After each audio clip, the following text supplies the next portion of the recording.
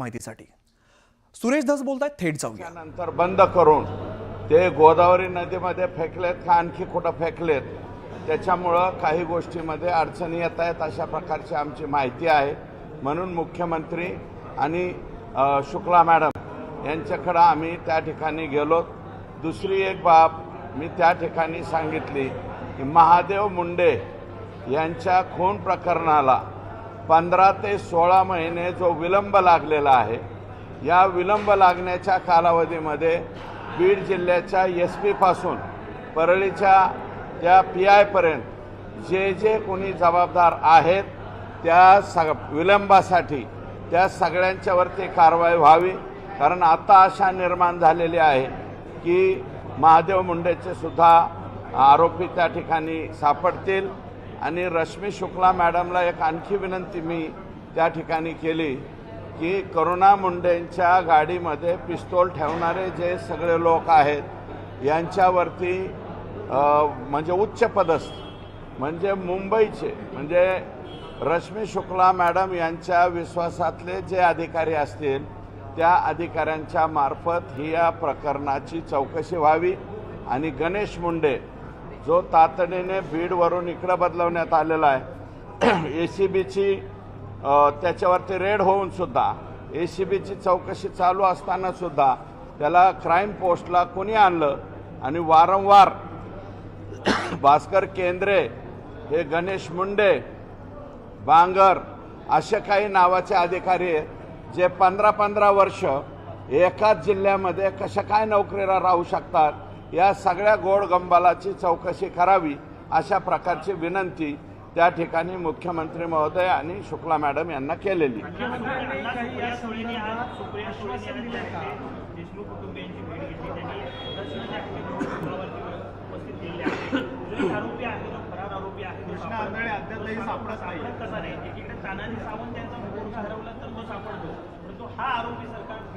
हे पहा, कृष्णा आंधळेच्या बाबतीमध्ये मी पहिल्यापासून या ठिकाणी सांगतोय की तो संभाजीनगरला पोलिसाची तयारी करायला होता आणि त्याच्यानंतर त्यांनी गुन्हेगारीकडे वळला। जे काही गुन्हे त्यांनी केलेले आहेत त्या गुन्ह्यामध्ये तो यापूर्वीसुद्धा घरादाराची फिकीर न करता, कसल्या प्रकारची फिकीर न करता तो बेमुहूर्तपणे बाहेर पळालेला आहे। परंतु माझी सुद्धा स्वतःची इच्छा आहे की तो लवकरात लवकर त्या ठिकाणी सापडला पाहिजे, कारण तो तेवढाच एक कोकरू बाळ याच्यामध्ये शिल्लक आहे। आत्तापर्यंत 9 आरोपी हे 302 मध्ये त्या ठिकाणी गेलेले आहेत। मुख्यमंत्र्यांकडे आज 3 पत्र दिली आहेत, मुख्यमंत्र्यांकडे जी 3 पत्र दिली आहेत, मुख्यमंत्र्यांनी नेमकं काय सांगितलं? मुख्यमंत्र्यांनी तातडीने आदेश दिलेले आहे। लगेच माननीय श्रीकर परदेशी साहेबांना सांगून मॅडमला त्या ठिकाणी सांगितलं आहे। मी मॅडमला सुद्धा भेटून आलेलो आहे। अनैतिक संबंधातून हत्या झाली असा दाखवण्याचा आरोप होता, असं जे ग्रामस्थांनी म्हटलं आहे समोर गावकऱ्यांनी हा दावा केलेला आहे की रुग्णवाहिकेतनं संतोष देशमुख यांचा जो मृतदेह आहे तो केजकडे न नेता दिशेने नेला आणि तिकडे महिलेला देखील तयार ठेवलेलं होतं आणि या महिलेचे एक मिनिट ऐका। गावकऱ्यांनी जे म्हणलेलं आहे त्याची माहिती मला वाटतं मी यापूर्वी ते वाक्य वापरलेलं आहे, मी माहिती सुद्धा दिलेली। त्याच्यामध्ये प्लॅन असा ठरला होता की संतोष देशमुखला उचलून न्यायचं, कळंब येथे न्यायचं। कळंबमध्ये एक महिला तयार करून ठेवली होती, कळंबमध्ये महिला तयार करून ठेवली होती, तिच्याबरोबर काहीतरी झटापट केल्याचं दाखवायचं आणि आम्ही याला मारलं याचं समर्थन करायचं, अशा प्रकारचा प्लॅन होता। आणि म्हणूनच मी म्हणतो, परंतु त्यांचा प्लॅन काय झालं, दैठणा गावाच्या अलीकडंच संतोष देशमुखचा अंत झाला। त्याच्यामुळं ते जो प्रकार करायचा होता त्यांना बदनामीचा, संतोष देशमुखच्या, तो बदनामीचा प्रकार त्यांना करता आला नाही। आणि आज मला वाटतं गावकऱ्यांनी हेच सांगितलं असावं। अजून एक कृषीच्या संदर्भात देखील एक बाजू ही आहे, म्हणजे प्रकरण सगळं आहे, दुसऱ्या बाजूला कृषी संदर्भात जो अहवाल आला त्याच्यामध्ये देखील जी वाढीव दरानं खरेदी झाली त्याच्यावर देखील ठपका म्हणजे त्या सगळ्यांचे अभ्यासक आहेत त्यांनी ठेवलाय म्हणजे त्याच्यात देखील ते कुठं ना कुठं दोषी सापडतात अशीच काही गोष्टी तुम्ही पाहायला हे बघा, मी मागील आठवड्यात एक पत्र कृषी आयुक्ताला दिलेलं होतं, दुसरं एक पत्र मी रस्तोगी साहेबांना दिलं. मला वाटतं ते सुद्धा व्हायरल झालं, बाहेर लोकांच्यापर्यंत आलं आहे. परंतु हा जो प्रकार आहे, कृषी विभागाचा जो घोटाळा आहे, तो किती बेमालूमपणे करण्यात आलेला आहे आणि तमाम महाराष्ट्रातल्या शेतकऱ्यांना फसवण्यात आले. त्याच्यानंतर तिथले रेट कार्ड्स काय आहेत, कोणाच्या पोस्टिंगचे काय, हे मी परवा सांगणार आहे. कारण उद्याच्याला शिवजयंतीचा आपला राजाचा चांगला दिवस आहे. त्याच्यामुळं शिवजयंतीच्या अगोदल्या दिवशी मी बोलत नाही. मी 20 तारखेला याचा पर्दाफाश करेल आणि त्याच्यात कोण कोण अधिकारी जबाबदार आहे, मंत्री कोणते जबाबदार आहेत, हे सगळं परवा सांगेल. त्यांच्या जाणीवपूर्वक बदल्या गेल्या असं देखील एक माहिती होती. जे अधिकारी ऐकत नाहीत असे 4 अधिकारी बदललेले, त्यांचे नावं सुद्धा मी परवा सांगेन. बैठक पार पडली आज. देवेंद्र फडणवीस मुद्दे जे आहेत ते गैरहजर होते, त्यामुळे साहजिकच पुन्हा एकदा दबाव त्यांच्या मंत्रिमंडळाच्या पदावरती वाढतोय असं जे आहे ती चर्चा सुरू आहे. ते का गैरहजर होते हे मला माहीत नाही. मी फक्त त्यांना आजारी असलं म्हणून माणुसकीच्या नात्याने भेटायला गेलतो एक. आणि माझे प्रदेशाध्यक्ष आहेत, त्यांनी मला बोलवलं होतं. हे 30 दिवसापूर्वीचा वेळ असेल.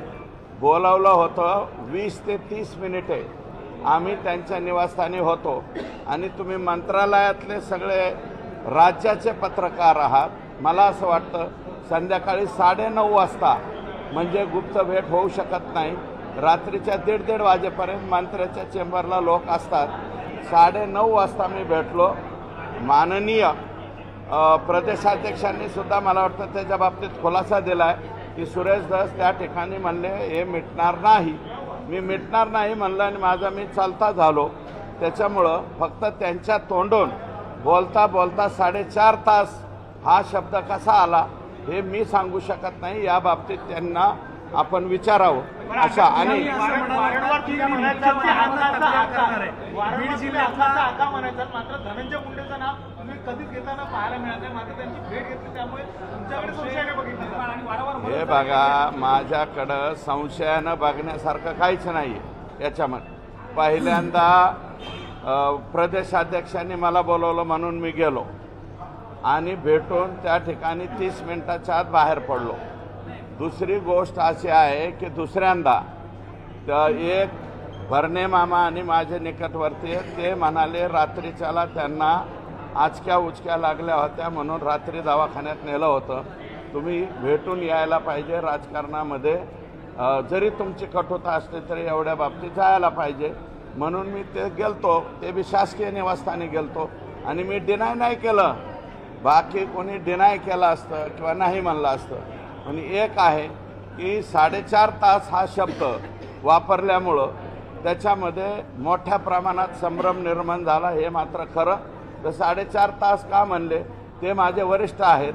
तुम्ही हे बावनकुळे साहेबांनाच विचारा अशी माझी विनंती. मी असं म्हणाला होता की बीडमधला एक मोठा नेता मला बदनाम करतो यामुळे आणि मुख्यमंत्र्यांकडे आपण त्या बीडच्या नेत्याची तक्रार करणार. बीडच्या एका मोठ्या नेत्याचं आणि कोणाकोणाचं षडयंत्र आहे हे याचं टायमिंग जुळून आणणं. कारण बावनकुळे साहेबांच्याकडे आमची बैठक झाल्याला 30 दिवस होऊन गेले ना. आणि हे काल परवा दवाखान्यासाठी भेटलो. हे दिवस कोणता आत्ताच आहे. दोन्हीची सांगड घालणं बरोबर मला कळतं, तुम्हाला पण कळतं.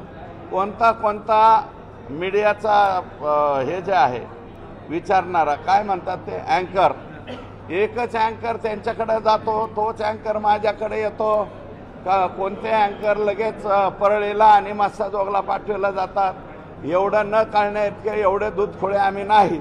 परंतु त्या बीड जिल्ह्यातल्या मोठ्या नेत्याची तक्रार ही 100% मी मुख्यमंत्र्यांकडे करणार. या संदर्भात तुम्ही वारंवार बोलला म्हणजे षडयंत्राच्या बाबतीत जे षडयंत्र रचलं गेलं, जे गेले 4-5 दिवस झालं बदनामी करण्याचं नाटक चाललेलं आहे.